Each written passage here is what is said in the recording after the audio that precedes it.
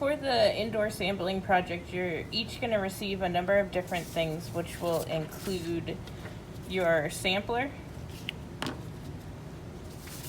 a log sheet to keep track of when you put out new filters, some Kim wipes to lay things down on, a charger for your sampler, as well as a set of tweezers, and then 3 filters.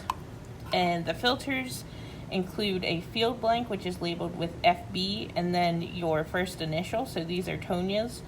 And so the field blank is kind of our blank control to account for any background that might be collected while you're traveling with the filters.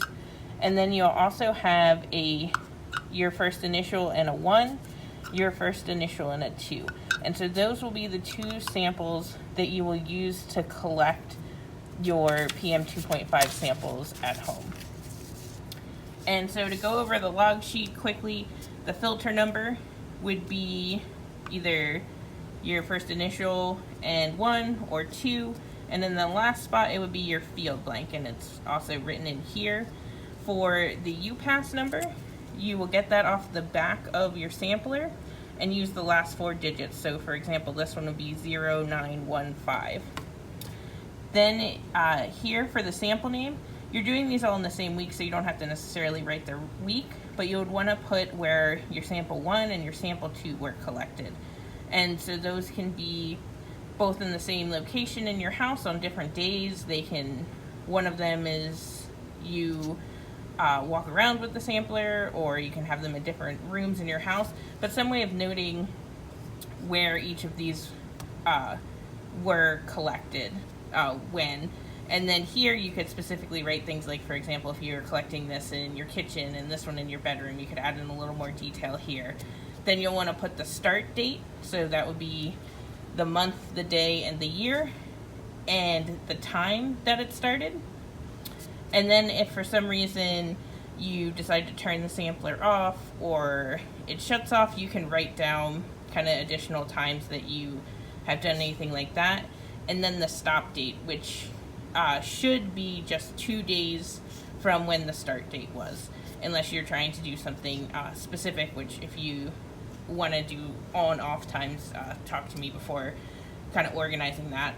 And then you would put the exact time that the sampler stopped, and then any notes that happened during the sampling procedures. There are already videos of how to use the sampler, but very briefly, you'll unscrew the top and place it onto a Kim wipe, and your Kim wipes are in that folder there. So when you take off the top, you can see sometimes it gets stuck on the interior part here, or it'll be down in the base of the sampler here. If it does come out in the top, you'll just want to kind of gently pull down, and this is the piece that holds the filter. So this is the filter cassette here. And so you can see there's kind of 2 different sides to it, so you'll just lift those sides up, and then with tweezers place one of your samples, so either your 1 or 2 sample, into the cassette, close it back up, place it back down into the center of the sampler, and screw that on. And just a note, do not have the sampler running unless there is a filter in there. It can damage the actual sampler, so make sure that you have a filter in there, and also either make sure that you have your sampler plugged in while it's sampling, or you fully charge it before running it for 48 hours. And so after you've set up the sampler and that's going through the different standard operating procedures and using the UPAS app, which will communicate with your sampler, and that's how you'll set up the stop, start, and run times, you would want to make sure you fill out your log sheet with all the information of when you started it and where it's going to be staying. And then at the end of the 48 hours, you will do the stop date and stop time. And at that point, you'll use either this micro SD chip or this USB chip. They work the same way, but you'll take the micro SD card that's down here out of the sampler, plug it into your computer and download all the information on that. And again, how to do that is in the UPAS operating procedures. Following that, and you'll re-put the micro SD card into the sampler, you'll want to take out your sample.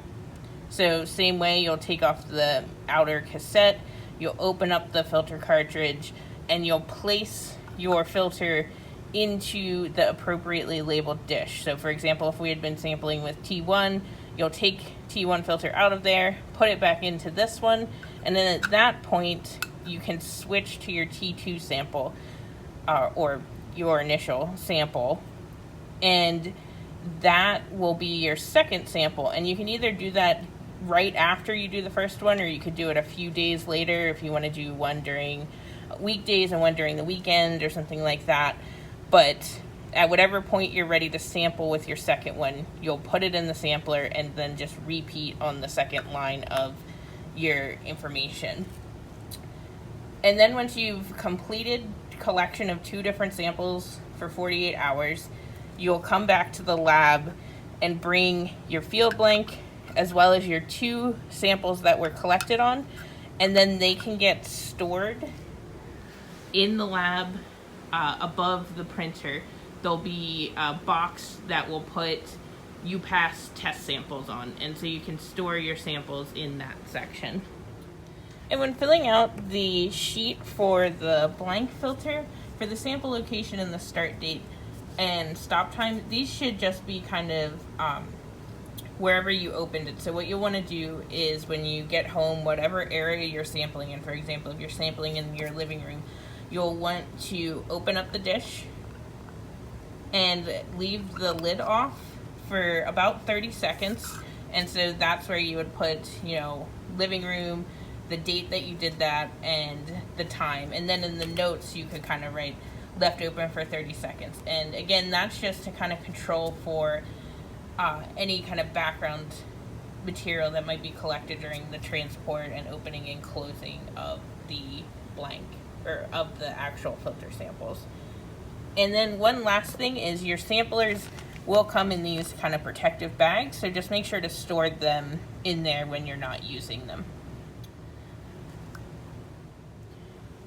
So when you come in to pick up your supplies, you'll want to grab a bag which is going to contain the sampler, the charger for the sampler, the SD card to put the micro SD card from the sampler into a computer, Kim wipes to place your things down on, a log sheet to record all of your values, as well as tweezers to put the filters into the sampler. And in addition to one of these bags, you'll want to pull your filters. So just grab the set that has your name on it and that has a field blank as well as a filter for your sample 1 and your sample 2.